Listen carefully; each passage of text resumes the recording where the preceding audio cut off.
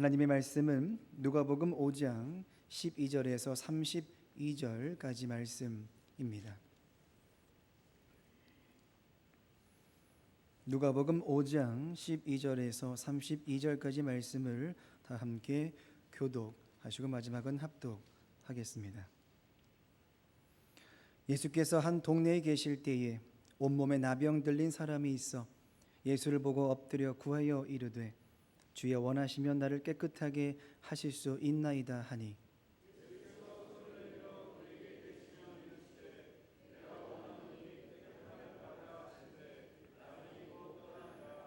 예수께서 그를 경고하시되 아무에게도 이르지 말고 가서 제사장에게 내 몸을 보이고 또 내가 깨끗하게 됨으로 인하여 모세가 명한 대로 예물을 드려 그들에게 입증하라 하셨더니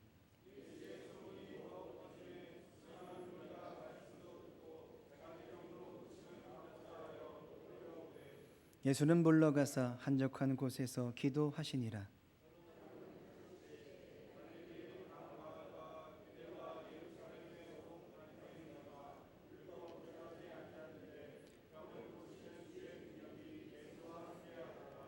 한 중풍병자를 사람들이 침상에 메고 와서 예수 앞에 들여놓고자 하였으나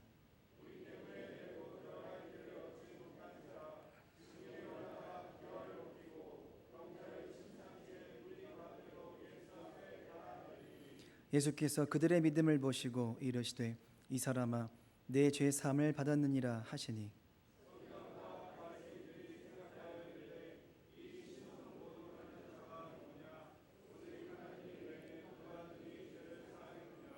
예수께서 그 생각을 아시고 대답하여 이르시되 너희 마음에 무슨 생각을 하느냐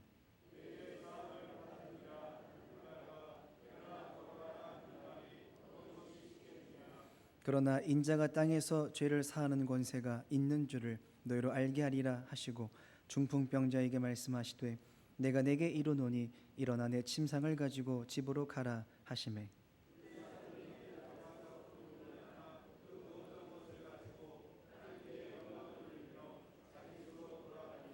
모든 사람이 놀라 하나님께 영광을 돌리며 심히 두려워하여 이르되 오늘 우리가 놀라운 일을 보았다 하니라.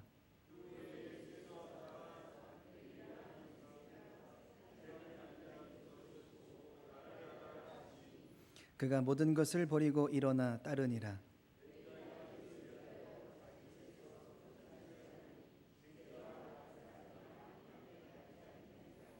바리새인과 그들의 서기관들이 그 제자들을 비방하여 이르되 너희가 어찌하여 세리와 죄인과 함께 먹고 마시느냐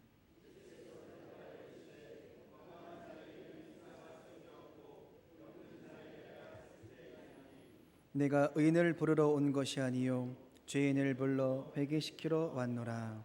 아멘. 할렐루야. 아멘. 주님의 평화가 여러분 가정 가운데 함께 하시기를 주님의 이름으로 축복합니다. 하루 종일 일한 고생한 사람에게 해줘야 할 말은 정해져 있지요. 고생했다, 애썼다, 수고했다. 이 말 말고는 다른 말은 그렇게 필요하지 않은 것 같다라는 것입니다. 그런데 일을 했는데도 일이 잘 되지 않아서 실패를 하게 됩니다. 그러면 또 왜 실패했냐, 네가 준비를 덜 했냐라는 말보다는 그래도 애썼다, 그래도 수고했다라는 말이 적절한 이야기가 아닐까라는 생각을 해보게 됩니다.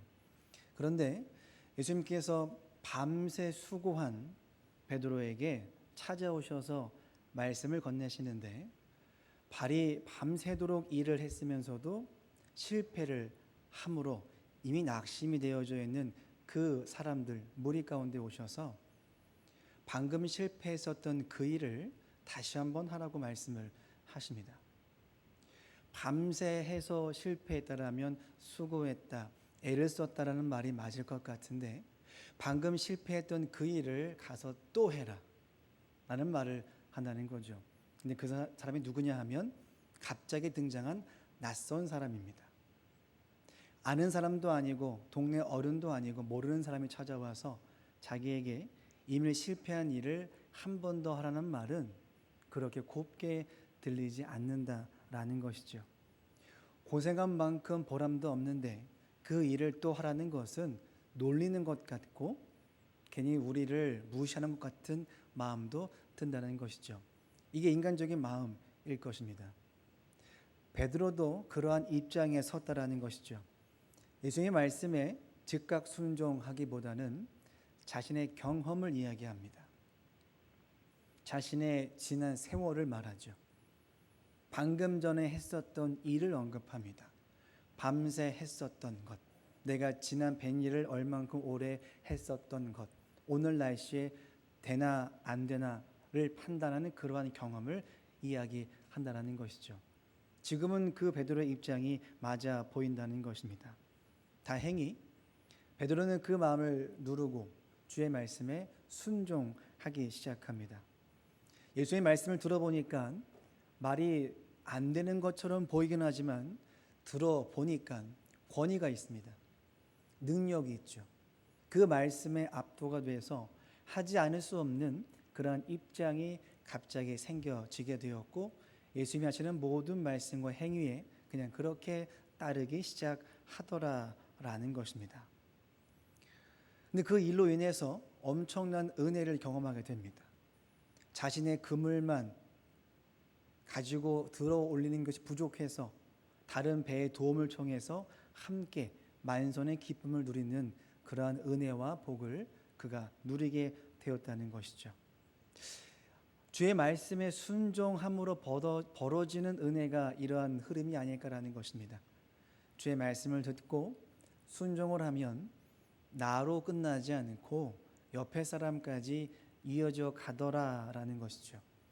그러니까 내가 은혜를 받으면, 내가 말씀에 순종하게 되면 하나님이 놀라운 것들을 허락하시는데 나로 끝나지 않고 옆에 있는 교우들에게, 옆에 있는 가정에 있는 가족들에게, 또 친구들에게 영향을 주더라라는 것이죠. 이것이 주의 말씀을 가지고 듣고 순종한 자가 누리는 은혜요 복이라고 우리는 그렇게 말할 수 있겠다라는 것입니다. 그런데 이 일로 인해서 사람들이 많이 놀랍니다. 놀라는 것에서 끝나지 않고 대부분은 놀람에서 끝나지만 베드로는 깨닫게 됩니다. 예수님이 누구신가? 기적을 보고 사람들은 기적에 관심을 두죠. 어떻게 이게 가능했을까? 거기에 관심을 두고 기뻐하고 있던 찰나에 베드로는 그 기적을 행하셨던 예수님을 보기 시작합니다. 예수님을 보니까 다른 걸 경험하죠. 내가 누구인가를 알게 됩니다. 예수님 앞에서 내가 죄인이구나. 주님은 나와 함께할 수 없을 정도의 그런 분이시구나를 그 순간에 깨닫게 되므로 그 앞에 엎드려진다라는 것입니다. 그리고 나서 주님께서는 그에게 말씀을 하시죠. 이렇게 말씀하셨습니다. 내가 사람을 취하리라. 이 말씀을 듣고 베드로는 즉각 따라서 순종을 합니다. 앞과 뒤가 좀 다르죠. 앞에서는 말씀하셨을 때 자기의 경험을 이야기했습니다. 살아온 세월과 습관을 이야기했죠. 그런데 이제는 바뀌었습니다. 이제는 그냥 순종하고 따르기 시작하는 거죠. 왜냐하면 이미 한 번 경험이 있습니다. 말씀하시고 난 다음에 나의 것을 말해봤자 의미가 없다는 것을 이미 알았고 그 기적을 체험을 했고 그러고 나니까 이제는 두 손을 들고 주의 말씀을 듣고 그 즉시 순종하게 됩니다. 이때 순종하는 모습을 성경은 기록을 하게 되는데 누가는 그 내용을 정확하게 이렇게 말씀하죠. 모든 것을 버려두고입니다. 베드로가 주의 말씀을 듣고 순종하기 시작하는데 그냥 따라가더라가 아니라 즉각 순종을 넘어서 모든 것을 버려두고 즉각 순종함으로 나아갔다라는 것입니다.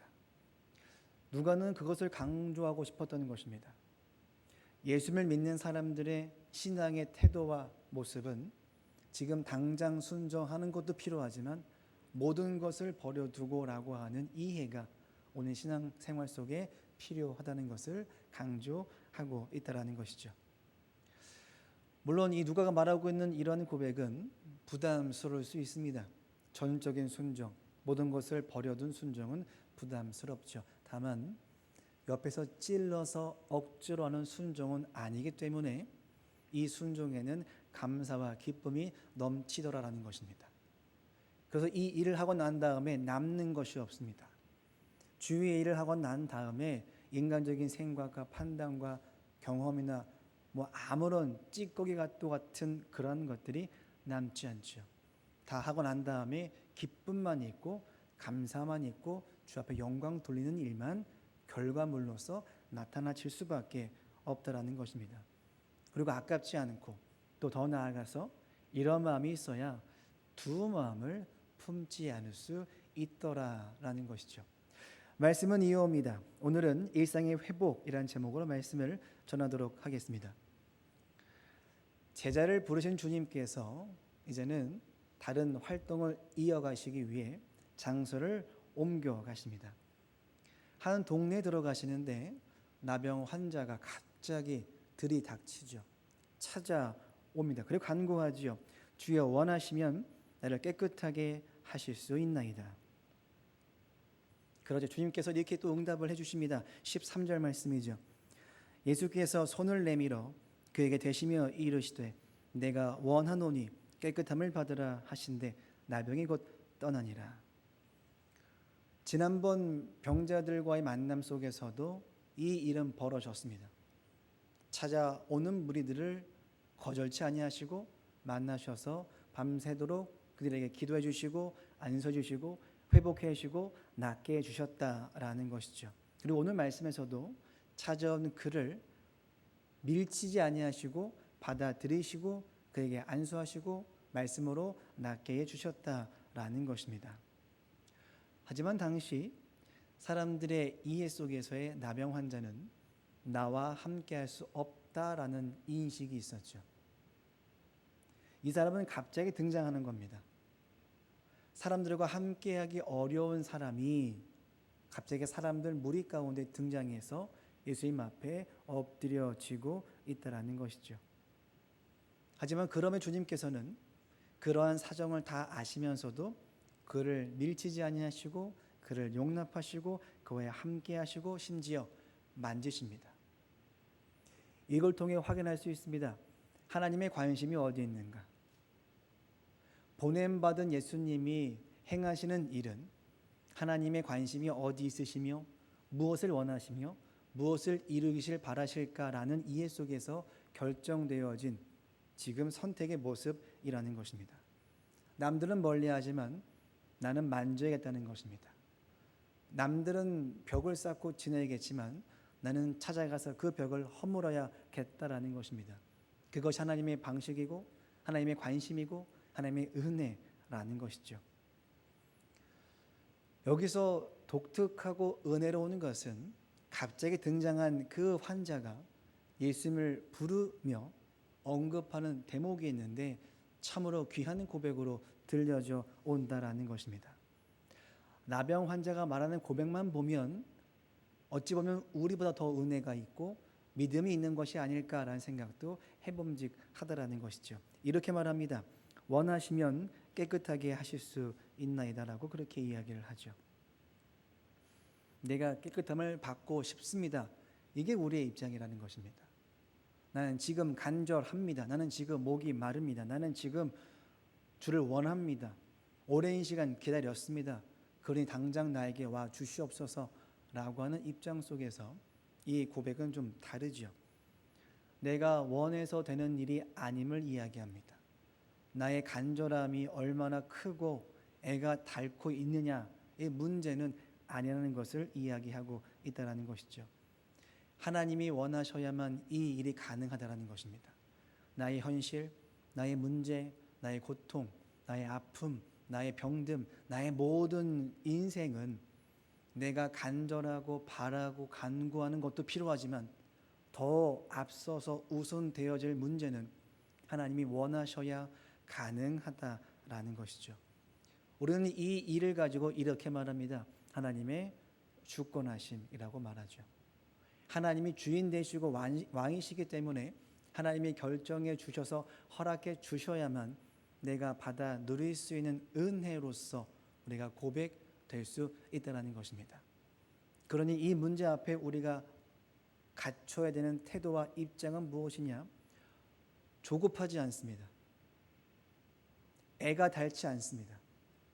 내가 아무리 해도 하나님이 원하셔야만 가능한 문제니 내가 조급할 이유가 없죠. 나의 간절함을 앞세우고 문제와 고통을 앞세우니까 애가 닳는 문제가 생기지만, 조급해지지만, 하나님이 원하시는 일이 원하시는 때에 이루어짐을 믿는다라면 우리는 끝까지 기다리는 입장에 서서 인내함을 가질 수밖에 없다라는 것입니다. 나병 환자는 사람들과 거리를 두는 인생을 살았습니다. 인간답지 못한 인생을 살았습니다. 주위에 아무도 없습니다. 인생에 희망이 없고 소망이 없고 미래가 없는 인생을 살았습니다. 그런데 그가 고백합니다. 내가 정말 낫고 싶습니다가 아니라 주님 원하시면 제가 나음을 입을 수 있습니다 라는 것이죠. 병든 자가, 힘든 자가, 괴로운 자가, 절벽 끝에 몰린 자가 해야 할 고백은 바로 이러한 고백이지 싶다라는 것이죠. 내가 죽겠습니다 주님 이라고 하는 고백을 넘어 하나님 원하시면 가능합니다. 제가 기다리겠습니다. 나와 함께하여 주옵소서라는 것이죠. 이렇게 우리의 기도가 바뀌어져 가야겠다라는 것입니다. 우리의 고백이 나의 간절함, 나의 소리침, 나의 원함 이런 식으로 갈 문제가 아니라 나는 가만히 있고 가만히 서서 주의 구원을 행하심, 주의 인도하심, 주님의 허락하심을 기다리며 주를 찾을 수밖에 없다라는 것이죠. 반복적으로 우리는 그 일을 우리의 것으로 만들어야 한다라는 것입니다. 나병 환자가 가지고 있는 믿음의 고백이 바로 거기에 있습니다. 내가 지금 인생의 끝자락에 왔지만 내가 원함이 아닌 하나님의 원함을 간구합니다. 나의 간절함이 아닌 하나님의 뜻을 간구합니다. 대신에 믿습니다. 말씀만 하시면 이 나병이 나은 줄 믿습니다라는 고백이 그 안에 담겨져 있다는 것이죠. 그러니 이 기도에 욕심이 없습니다. 이 기도에 남음이 없죠. 하고 난 다음에 아쉬움과 어떤 인간적인 감정이 남지 않는다라는 것입니다. 이렇듯 나병 환자의 고백 속에 은혜가 넘치는 과정 속에서 주님은 이러한 응답을 허락하시죠. 14절 말씀입니다. 예수께서 그를 경고하시되 아무에게도 이르지 말고 가서 제사장에게 내 몸을 보이고 또 내가 깨끗하게 됨으로 인하여 모세가 명한 대로 예물을 드리어 그들에게 입증하라 하셨더니. 나병 환자가 나음을 입습니다. 말씀 한마디에 역시 말씀만 하시면 나을 수 있겠다라는 것을 다시 한번 우리가 지금 성경을 통해서 보고 있다는 것이죠. 인생에 나았습니다. 병이 나았죠. 그건 그 즉시 우리는 얼싸 안으며 뛰며 기뻐하며 찬송할 겁니다. 근데 예수님은 거기서 말씀을 끝내지 아니하시고 덧붙여서 이어져 가시는 말씀이 있죠. 이르시되 가서 제사장에게 내 몸을 보이라라고 말씀하십니다. 남을 입었지만 남을 입었다고 해서 그 당시의 사회에서는 길거리를 막 다닐 수 없습니다. 공증과도 같은 선지자와도 같은 제사장의 공표가 필요합니다. 제사장이 봤을 때 이건 정말 나음을 입은 게 맞습니다 라고 하는 그러한 선언이 있을 때에만 사람들 앞에 나서서 내가 나병이었지만 그런 사람이었지만 나는 이제 나음을 입고 살아갑니다 라고 말하며 사람들과 어울릴 수 있다는 것이죠. 이게 어떤 의미가 있냐 하면 나음을 입은 것으로는 사람들과 어울릴 수 없습니다. 일상을 살 수 없죠. 나는 나음을 입었는데 나가서 활동을 할 수 없습니다. 그분 나음을 입어도 나은 게 아니죠. 내가 나았다고 아무리 선포하고 소리를 지르고 몸을 이렇게 드러내 보여줘도 사람들이 인정해 줄 수 없습니다. 주님께서는 그 나병 환자의 병을 고치신 것을 넘어 그의 일상을 회복해 주고 있다라는 것이죠. 이 은혜와 기적이 이 말씀 속에 담겨져 있다라는 것입니다. 주님 말씀하시고 계획하시고 인도하시니까 병이 낫는 문제가 아닌 일상이 회복되어지고 인생이 낫더라라는 것입니다. 이게 주를 만난 자의 마지막 결론이 되어져야 한다라는 것이죠. 이럴 땐 막 아멘도 하시는 건데요. 감사합니다. 이 일로 인해서 사람들이 몰려들기 시작합니다. 막 몰려들기 시작하죠. 자기도 이러한 기적을 좀 경험하고 싶다는 겁니다. 이러한 은혜 나도 경험받고 싶다라는 것이죠. 그런데 갑자기 주님이 지난번과 동일하게 자리를 피해서 한적한 곳으로 가시더라라고 오늘 말씀합니다. 지난번도 그렇고 오늘도 그렇고 똑같이 그렇게 하시죠. 사랑과 은혜가 많으신 주님께서 막 고쳐주시다가 나만 안 고쳐주는 것처럼 보입니다. 주를 믿고 찾아왔는데 내가 정말 의지하고 섬기라고 하는데 나만 만나주지 않는 것처럼 보이는 모습을 지금 나타나고 있다는 것이죠. 이 일은 예수님의 일상이었던 것입니다. 아무리 바쁘고 아무리 급하고 아무리 중요해도 하나님보다 중요할 수는 없다는 것이죠. 내가 지금 해야 할 일이 많지만 이 해야 할 일이 많음에도 나는 일상에서 벗어나 주를 만나서 내가 하는 모든 일들은 내 일이 아니라 하나님의 일이요 하나님의 일이기 때문에 하나님이 행하셔야 한다는 그 믿음의 고백을 갖기 위해서라면 나에게 필요한 것은 주님밖에 없다는 일상의 회복으로 돌아가셨다라는 것입니다. 그러니 주님께서는 하나님 만나러 가는 그 모든 발걸음은 가볍다라는 것입니다. 즐겁다라는 것이죠. 주를 만나러 가는 길이 왜 그렇게 기쁘고 감사가 넘치는지 모르겠다라고 여러분 발에게 말씀하십시오. 우리의 발이 그렇게 기쁘고 감사가 넘칠 수밖에 없다는 겁니다. 왜냐하면 이 발이 지금 주를 향해 나아오고 있기 때문이라는 것이죠. 그러니 주를 만나는 일이 숙제가 아니고 일이 아닌 것입니다. 그냥 당연한 것이고 일상인 것이고 아무리 바빠도 그냥 와서 주와 함께 만나고 기도하고 교제하고 회복하고 다시 가서 일상을 살아간다는 것이죠. 그렇기 때문에 신앙생활이 매력이 넘칩니다. 어떤 매력이냐고요? 주를 계속 만나는 매력도 있지만 동시에 주를 계속 만나게 되면 달라지는 것이 있습니다. 우리의 인생에 달라진 것을 넘어 우리의 영혼이 회복되어진다라는 것이죠. 끝이 없습니다. 주를 계속 만나면 달라지게 되죠. 아는 사람도 자주 만나고 자주 통화하면 친분이 두터워집니다. 그래서 주님을 매일 만나고 반복적으로 만나보십시오. 얼마나 가까워지겠습니까? 얼마나 친밀해지겠습니까?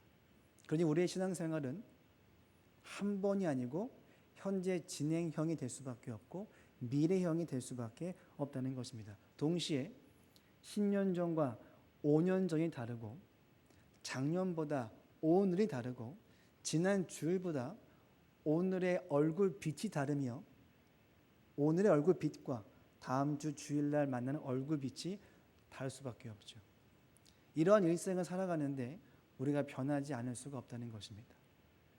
이러한 일상의 회복이 주님과 회복을 넘어 남은 일상, 올라갔다가 내려와서 마주하는 현실의 일상도 자연스럽게 회복이 될 수밖에 없겠다라는 것이죠. 이것이 매력이 있다는 것입니다. 물론 이 문제는 한순간에 만들어지진 않습니다. 다만 만들어지면 그렇게 쉽게 무너지진 않습니다. 혹이 우리가 흔들리고 깨어지고 무너지는 듯한 모습을 보인다면 그때가 되는 겁니다. 일상의 회복을 위해서 주를 찾아 올라오는 우리의 기도 생활이 지금 필요한 때가 되었다는 것이죠. 그렇게 인식해서 우리가 그렇게 주와 교제하고 나아간다면 믿음의 교제, 믿음의 회복, 일상의 회복은 자연스럽게 되어지는 것이고 은혜가 넘칠 수밖에 없겠다라는 것입니다. 소문이 더 퍼져갑니다. 더 멀리 가죠. 그러니까 사람들이 때려 몰려들기 시작합니다. 한 사람이 아니죠. 와서 보니까 너무 많습니다. 너무 많아요. 번호표를 뽑아야 될 정도로, 뽑아도 오늘 이게 가능할까 싶다는 겁니다. 예수님을 지척에 두고 못 만나면 어떻게 되지라는 걱정까지 들 정도의 많은 무리의 수가 몰려들기 시작했다라는 것입니다. 몸이 아프니까 이러다가는 자리를 뺏길 것 같고, 이러다가는 내 차례가 안 올 것 같은 그러한 걱정과 의심도 생길 법한 상황이 만들어지고 있다는 것이죠. 그래서 어떤 일이 벌어지느냐? 오늘 성경 이렇게 이야기합니다. 18절 말씀이죠. 한 중풍병자를 사람들이 침상에 메고 와서 예수 앞에 들어놓고자 하였으나 무리 때문에 메고 들어갈 길을 얻지 못한지라 지붕에 올라가 기와를 벗기고 병자를 침상째 무리 가운데로 예수 앞에 달아내리니. 사람들이 많아서 예수님 앞에 다가갈 수 없다라는 인식을 갖게 되자 묘책을 찾습니다. 돌아서 지붕에 올라가서 기와를 뜯고 구멍을 내서 줄을 매달아서 침상에 놓여져 있는 이 사람을 달아내려야겠다라고 계획을 하고 그 일을 실행으로 옮깁니다. 갑자기 뚫리죠. 시끄러워집니다. 기도하는 와중에, 찬송 부르는 와중에, 예배드리는 와중에 갑자기 불청객에 난입한 것과도 같은 일이 펼쳐집니다. 먼지가 쏟아지고 쓰레기가 쏟아집니다.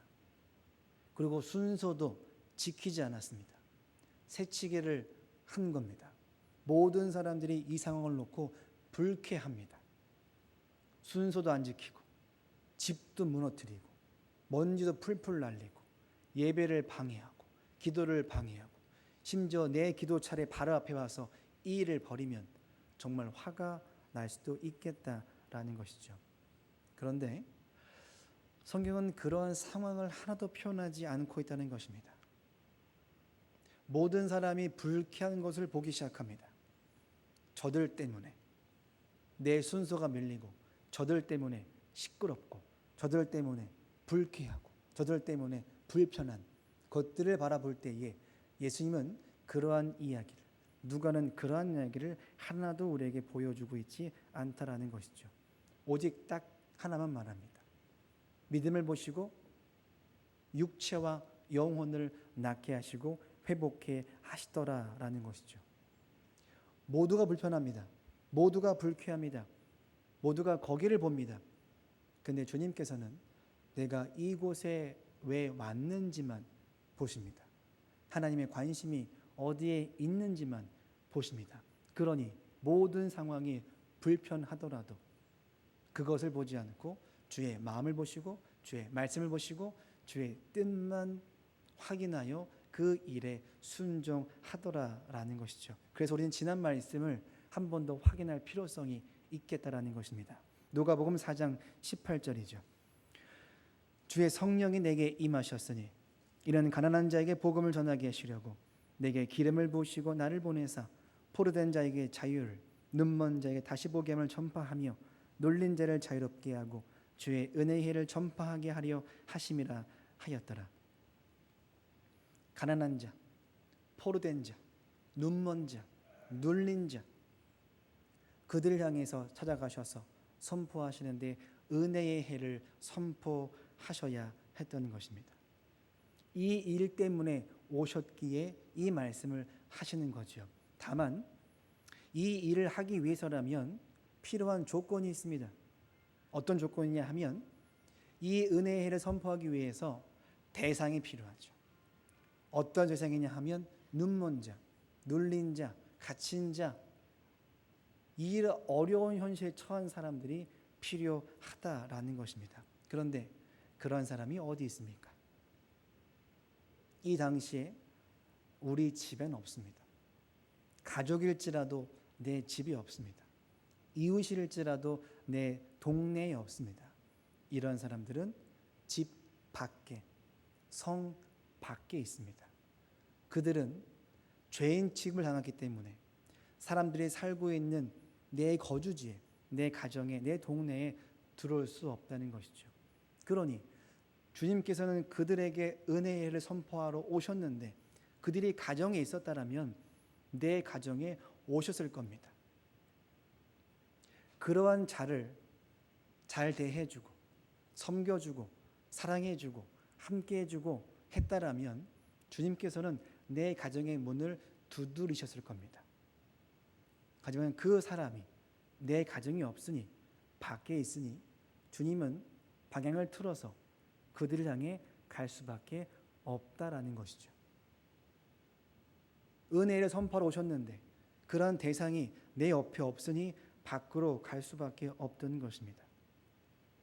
이 일을 이루시기 위해서, 순종하기 위해서 주님은 그렇게 부단히 일상에서 벗어나 주 앞에 올라가 주 앞에 간구하며 기도하며 주의 뜻을 찾고 그 뜻을 확인하며 그 뜻 순종함으로 이 일을 지금 행하고 계시다라는 것이죠. 습관처럼 하시는 겁니다. 이 일은 사람의 마음으로 할 수 없다는 것이겠죠.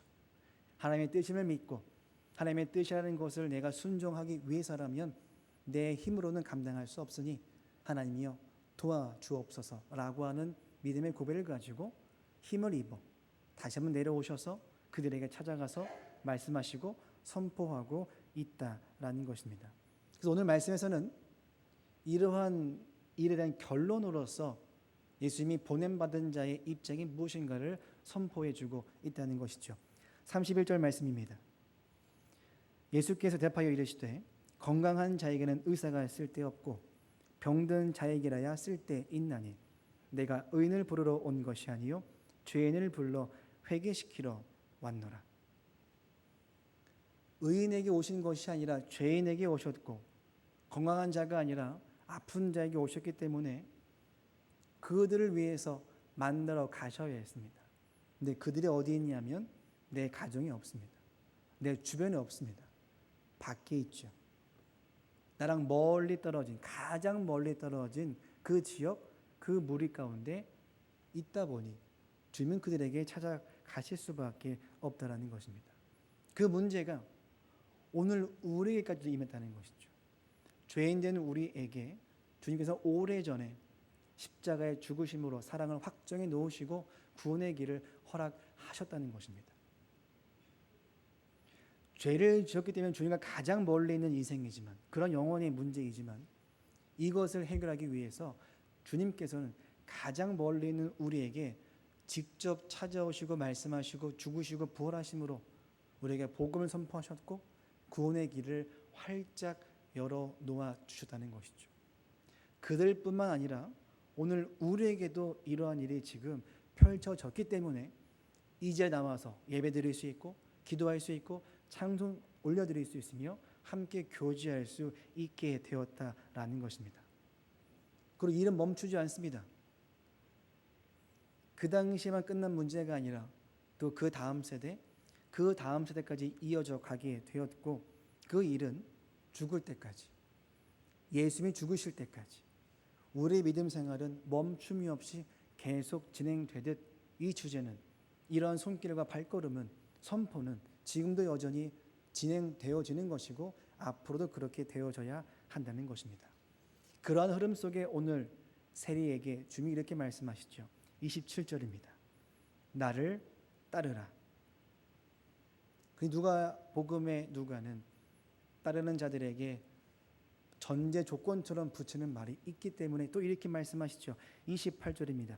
그가 모든 것을 버리고 일어나 따르니라. 당시 죄인 취급받았던 자들이 그 무리가 주를 만나고 났더니 주님을 따릅니다. 그냥 따르는 게 아니라 모든 것을 버려두고 따른다라는 것이죠.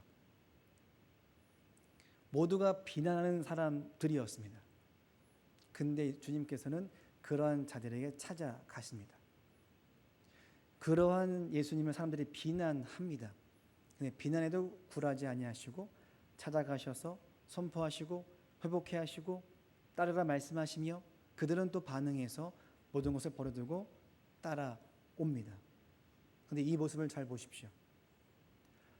내가 경건하고 정결한 삶을 살기 위해서 구별시켜 놓았습니다. 그 사람들을. 저들은 죄인이고 우리는 의인이다. 그렇게 한 구석통으로 몰아놨습니다. 그래서 안 갔습니다. 만나지도 않았습니다. 주님이 직접 거기를 가십니다. 근데 가셨는데 가는 것도 싫은데 가서 선포하는 것도 싫은데 내용도 듣기 싫은데 결과가 뭐냐? 사람들을 끌고 옵니다. 거기 갔다가 죄인이었던 자, 무리들을 회복시키셔서 내 가정에, 내 이웃에게, 내 현실 근처에 무리들을 끌고 오고 있다는 것이죠. 이게 불편합니다. 이 일을 감당하기 위해서 주님께서는 그렇게 부단히 기도하셨고 그 기도 없이는 사람들의 반대와 부딪힘과 불쾌함을 가지고 내가 버틸 수 없으니 주의 은혜를 간구하고 능력을 간구했던 것이고 그 힘을 입어서 찾아가신 것이고 찾아가셔서 회복해 하시고 그 무리들을 우르르 데리고 정결하게 만들어 놓은 그 동네에 그 가정에 그 현실로 끌어다가 앉혀 놓고 있다는 것이죠. 그러니까 불편합니다. 내가 잘 정리해 놨는데 오래전부터 이렇게 살아왔었는데 내가 정결하고 경건한 인생을 살기 위해서 죄인된 사람들과 구별된 인생을 살았고 죄를 멀리했고 안 만났고 거리를 뒀던 인생을 살았는데 갑자기 죄인으로 취급받던 그들을 내 옆에 두니 내가 마치 죄인 된 것 같아서 불편해진다라는 것입니다. 나름 기준이 있죠. 정결한 인생이 무엇인가? 주의 백성이 선택받은 인생이 무엇인가? 오래전부터 경험되어지고 확고하게 세워놓은 기준선이 분명히 있었다는 것입니다. 근데 그것을 주님이 오셔서 허물어뜨리십니다. 그들은 자기들의 정결함을 지키기 위해서 뭘 했냐 하면 그들을 구분시켜 놓은과 동시에 자기들끼리만 지냈습니다. 그들과 지내면 죄가 되니 우리는 죄인이 아니니 우리끼리만 지내면 괜찮겠다라고 하며 자기들끼리만 모여서 자기들끼리만 제사를 지내고 자기들끼리만 예배를 드리며 그렇게 신앙생활을 해갔었다는 것이죠. 근데 그러한 자기들 모임 가운데 갑자기 사람들이 난입하기 시작합니다. 그 사람들을 만나면 손을 대면 내가 규례에 따라서 정결 예식을 치러야 하는 복잡한 문제가 생기는데 자꾸 그 문제를 가져다가 내 옆에 앉힌다라는 것이죠. 그러니 불편합니다. 내가 만들어 오는 선을 주님이 지우십니다. 내가 만들어 놓은 틀을 하나님이 자꾸 깨십니다. 내가 만들어 놓은 성벽을 자꾸 허물어뜨리십니다. 내가 살아온 습관과 생각과 가치와 모든 경험들을 주님이 오셔서 자꾸 아니라고 부정하시고 지우시고 무너뜨리시고 새로운 길을 제시하시는데 그것 또한 보기 싫고 듣기 싫고 불편한 것으로 자꾸 나에게 찾아오신다라는 것이죠. 그러니까 힘들어진다라는 것입니다. 하지만 아랑곳하지 아니하시죠. 내가 이 땅에 보냄받은 자로서 하나님의 관심이 어디에 있는지를 내가 매일같이 확인했기에 그 일을 위해서 기도했기에 그 일을 위해서 하나님이 힘과 능력을 허락하셨기에 나는 그 일에 순종함으로 나아가고 있다라는 것입니다. 그 일이 죄인들과 함께하는 것이고 겸상하는 것이고 만나는 것이고 만지는 것이고 대화하는 것이고 함께하는 것이라고 했기 때문에 그 문제에 인해서 내가 불편함을 당할지라도 나는 그 불편함을 온전하게 감사와 기쁨으로 여기며 내가 순종하겠다라고 지금 그 일을 치르고 계시고 있다라는 것입니다. 근데 혹여라도 이게 안 되면 이게 정리가 안 되면 우리는 할 수 없습니다. 뭐가 안 되냐면 원수를 사랑할 수 없습니다. 나를 박해한 자를 위해서 기도할 수 없습니다. 사람을 보며 판단할 수밖에 없습니다. 사람과 나를 너와 나를 구분 지을 수밖에 없고 선을 지을 수밖에 없고 그렇게 분리를 할 수밖에 없다라는 것이죠. 이게 정리가 안 되면 우리는 그러한 삶의 방식과 태도와 입장을 취할 수밖에 없다라는 것입니다. 기억하십시오. 하나님의 관심이 어디 있는가를 늘 확인하셔야 됩니다. 그 확인을 위해서라면 바쁘고 급하고 중요하더라도 벗어나셔서 주 앞에 가셔야 됩니다. 가셔서 뜻을 찾고 간구하심으로 회복하셔야 됩니다. 그것이 숙제와 일이나 부담이 아니라 일상이 되어져야 하는 것이고, 그 일상이 될 때 나의 일상이 회복되어지는 은혜로서 흘러감으로 넘쳐갈 수 있다라는 것입니다. 왜냐하면 하나님이 원하시면 우리의 일상은 회복할 수 있고, 하나님이 원치 아니하시면 회복을 아무리 하고 싶고 간절하게 간구를 하더라도, 간절함이 넘치더라도, 목이 마르더라도 원치 아니하시기 때문에 우리는 회복할 수 없다라는 것이죠. 이런 믿음의 이해를 가지셔서 지금 이때가 일상의 회복을 위해 나아가야 하는 기도의 때임을 아셔서 어떠한 문제 앞일지라도, 심지어 나병 환자와도 같은 입장에 된 처지에 놓일지라도 하나님이 원하시면 됩니다 라고 하는 믿음의 고백을 가지셔서 주 앞에 올라오시길 바랍니다. 그리고 올라오셔서 주를 만나시는 과정을 보내신다라면 그것이 일상이 되는 것이고 습관이 되어지는 것이고, 그 습관과 일상이 되어지면 우리의 믿음의 세계, 영적인 세계는 지금보다 단언컨대 지경이 넓어질 것이며 높아질 것이며 깊어질 것이며 커져 간다라는 것입니다. 하나님은 그것을 오늘 우리에게 기대하고 있다라는 것이죠. 그러니 우리의 마음이 나에게 머물지 마시고 하나님 마음이 머무는 곳에 우리의 마음이 머물러 우리의 온전하게 순종함으로 감당해 가시는 그러한 저와 여러분 되시기를 간절히 바랍니다. 기도하시겠습니다.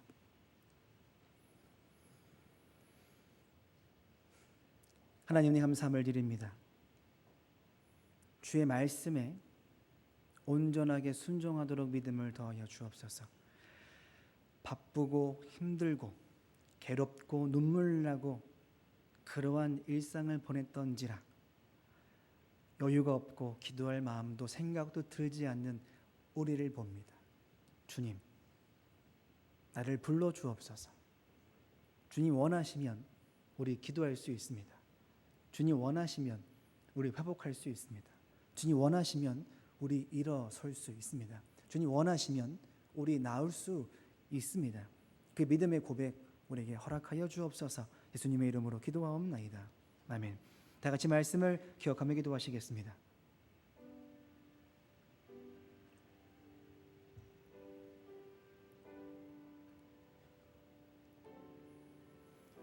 내 문제와 내 입장이 아무리 급해도 어려워도 주님보다 앞서지 않게 도와주옵소서. 내가 원하는 것을 간구하는 때가 아니라 주님이 원하시는 것을 간구하는 때임을 알도록 인도하여 주옵소서. 그래서 하나님이 원하시면 기쁨으로 받고 하나님이 원치 아니하시면 감사함으로 받도록 믿음과 은혜를 더하여 주옵소서. 주님 원하시면 온전하게 감당할 수 있도록 믿음과 은혜 또한 우리에게 더하여 주옵소서. 다 같이 말씀을 기억하며 함께 기도하시겠습니다. 하나님 감사합니다. 내 문제가 늘 앞섰습니다. 내 상황이 늘 앞섰습니다. 내 마음이 늘 앞섰습니다. 이런 나를 좀 봐주시라고 늘 그렇게 소리쳐 외쳤습니다. 우리는 그것을 간절함이라고도 말해 왔었습니다. 주님, 이제는 그러한 간절함보다 더 앞서서 주님을 우선하기를 원합니다. 주님 원하시면 회복할 수 있습니다. 주님 원하시면 우리 나을 수 있습니다. 주님 원하시면 우리 괜찮아질 수 있습니다. 그 믿음의 고백을 우리에게 허락하여 주옵소서. 그래서 우리의 고백이 나를 중심으로 하지 않고 주님으로 중심 내도록 인도하여 주옵소서. 주님 원하시면 될 줄로 믿습니다. 그러니 조급해하지 않고 안절부절하지 않고 인내함으로 주를 찾고 주를 간구할 수 있도록 우리와 함께하여 주옵소서. 주님 감사합니다. 한 번 더 기도하시겠습니다. 주의 말씀을 듣고 사람들이 불쾌해합니다. 남을 입는 사건과 기적 속에 사람들이 불편해합니다. 내가 가진 기준과 생각과 틀과 다르기 때문입니다. 그동안 내가 살아온 데의 방식도 아니었기 때문에 그렇습니다. 주님 만나는 것이 내가 원하는 대로 살지 못했기 때문에 불편해지는 것을 바라보는 자가 아니라 주님 때문에 살 수 있음을 보는 믿음의 시선 우리에게 허락하여 주옵소서. 그래서 우리의 관심이 주님께 향할 수 있으며 늘 주를 찾아 나와서 주를 간구하며 그를 통해 일상이 회복되어지고 우리의 인생이 회복되어지는 그런 은혜와 능력 우리에게 더하여 주옵소서. 다시 말씀을 기억하며 함께 기도하시겠습니다. 하나님 감사합니다. 말씀을 듣고 불편합니다.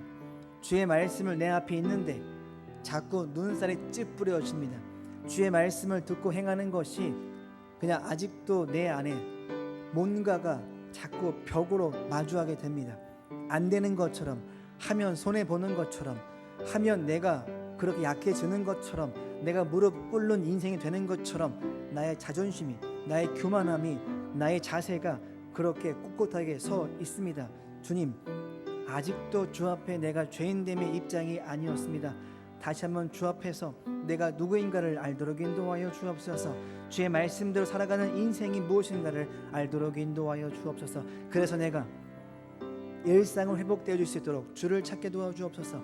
일상을 회복할 수 있도록 주님과 함께 교제할 수 있도록 나의 인생의 방법과 과정을 바꾸어 주옵소서. 주님 감사합니다. 한 번 더 기도하시겠습니다. 주님 말씀하시고 행하시니 모든 것이 완벽하게 이루어집니다. 사람들의 시선과 불편함이 있어도 온전하게 순종할 수 있고 완성할 수 있습니다. 사람의 시선 신경 쓰지 않도록 도와주옵소서.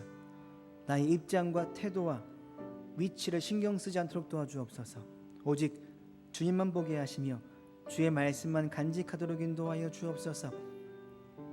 그래서 주를 따르라고 하는 그 말씀에 고민하지 않고 모든 것을 버려두며 기뻐함으로 감사함으로 주를 따라가는 우리의 믿음이 되도록 인도하여 주옵소서. 다 같이 말씀을 기억하며 함께 기도하시겠습니다. 하나님 감사합니다. 주님 말씀하시고 행하시니 모든 것이 완벽해집니다. 병만 나는 것이 아니라 인생의 나음을 입습니다. 병만 나는 것이 아니라 일상이 회복되었습니다. 주님, 우리는 자꾸 뭐 하나만, 이것만 저것만 이라고 따지는 입장 속에서 다시 한번 주의 은혜를 간구합니다. 주님 말씀하시면 일상의 회복, 인생의 회복, 영혼의 회복, 구원의 회복이 이루어짐을 믿사오니 우리와 함께하여 주옵소서. 주님 말씀하실 때에 따르러 가실 때에 온전하게 즉각 모든 것을 버려두고 따를 수 있는 믿음과 은혜를 우리에게 더하여 주옵소서. 주님 감사합니다. 하나님 감사합니다. 주를 찾아 나서는 그 걸음이 가볍게 하시며 기쁘게 하시며 감사가 넘칠 수 있도록 인도하여 주옵소서. 그래서 한 번 놓치고 두 번 놓치는 것이 얼마나 아쉽고 얼마나 안타까운지를 알도록 그러한 믿음의 모습을 갖게 하여 주옵소서. 바라기는 주님 말씀하시면 된 줄로 믿습니다. 주님이 허락하시면 될 줄로 믿습니다. 그 믿음의 고백을 가지고 주 앞에 나와서 믿음을 회복하게 하시고 일상을 회복케 하도록 우리와 함께하여 주옵소서. 예수님의 이름으로 기도하옵나이다. 아멘.